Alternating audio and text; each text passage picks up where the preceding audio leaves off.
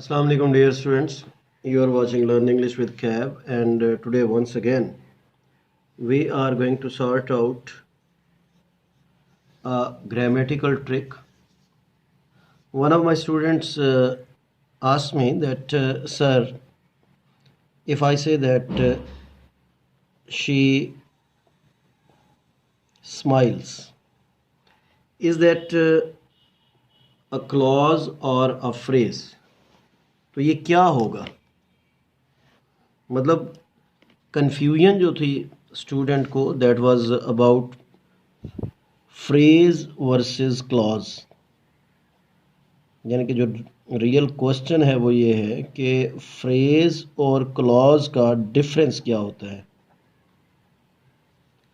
अब हम इसको देख लेते हैं और फिर इसको डिसाइड भी कर लेते हैं कि शी स्माइल्स जो है ये फ्रेज है या क्लॉज है, या जैसे हमारे पास एक सेंटेंस आ जाता है गो, तो ये फ्रेज है या क्लॉज है। ठीक है जी। My dear students, keep in your mind that ये जो फ्रेज या क्लॉज है ये दोनों ही ग्रुप ऑफ वर्ड्स होते हैं। ये क्या होते हैं? ग्रुप ऑफ वर्ड्स होते हैं। और अब हम ये डिफरेंशिएट करते हैं कि ये इन ग्रुप ऑफ वर्ड्स में डिफरेंस क्या होता है। याद रखिएगा कि अगर हम फ्रेज की बात करते हैं तो फ्रेज जो होता है ये एक ऐसी कलेक्शन ऑफ वर्ड्स होती है, या ऐसा ग्रुप ऑफ वर्ड्स होता है जो कि किसी एक पार्ट ऑफ स्पीच से ताल्लुक़ रखता है या किसी एक पार्ट ऑफ स्पीच की नुमाइंदगी करता है। समझ रहे हैं बात को? यानी कि आप कह लें कि ऑन द अदर हैंड जब हम क्लॉज की बात करते हैं तो क्लॉज को हम लोग कहते हैं कि ये सब्जेक्ट प्लस वर्ब का कॉम्बिनेशन होता है। ये भी ग्रुप ऑफ वर्ड्स होता है, लेकिन इसमें दो चीज़ें होती हैं, सब्जेक्ट होता है और वर्ब होता है। लेकिन अगर हम फ्रेज की बात करते हैं तो ये या तो सब्जेक्ट का काम करेगा या ऑब्जेक्ट का काम करेगा या वर्ब का काम करेगा या प्रेपोजिशनल फ्रेज होती है ये। ठीक है जी। यानी कि ये किसी एक कैटेगरी का काम करता है, नाउन का काम कर सकता है। ठीक है जी। जैसे if I say that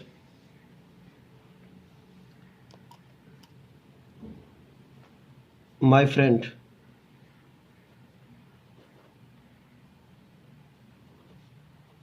was running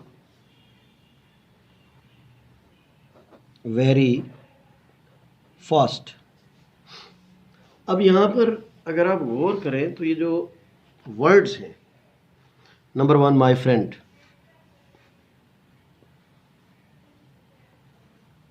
ये नाउन है और ये इसका मॉडिफायर पोजेसिव एडजेक्टिव है। इसको हम नाउन फ्रेज कहते हैं।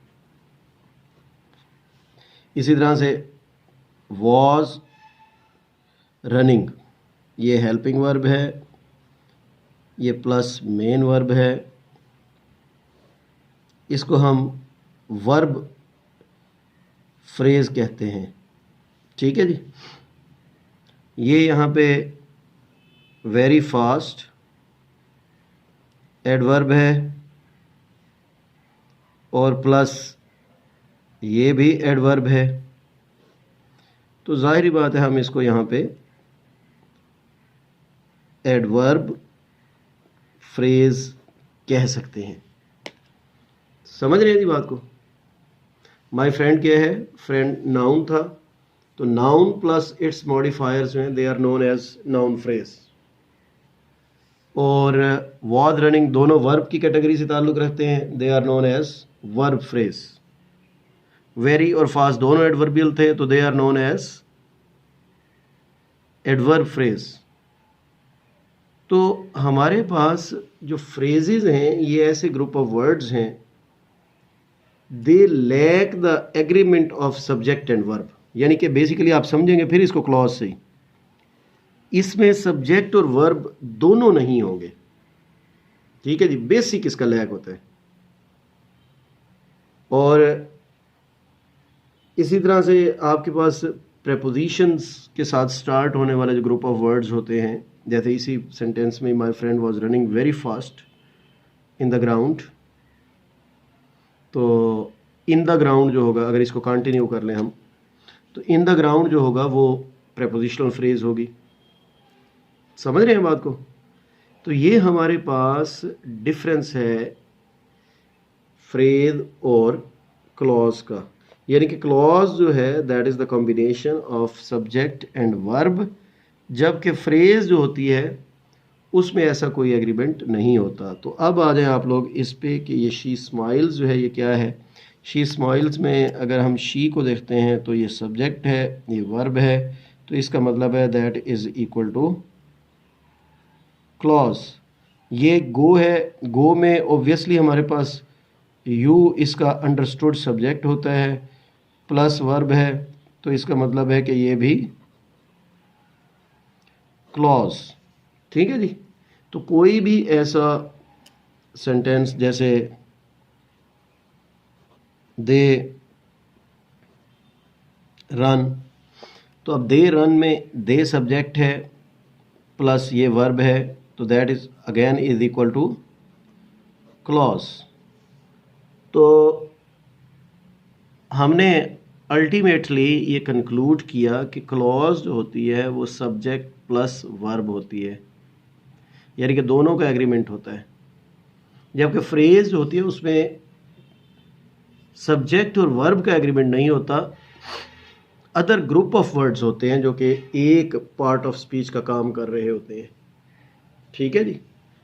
तो that is the basic difference, that is the basic difference. लें जी, that was all from my side for today. Thank you very much for watching Learn English with Cab. We'll see you tomorrow inshallah. Take care. Allah Hafiz.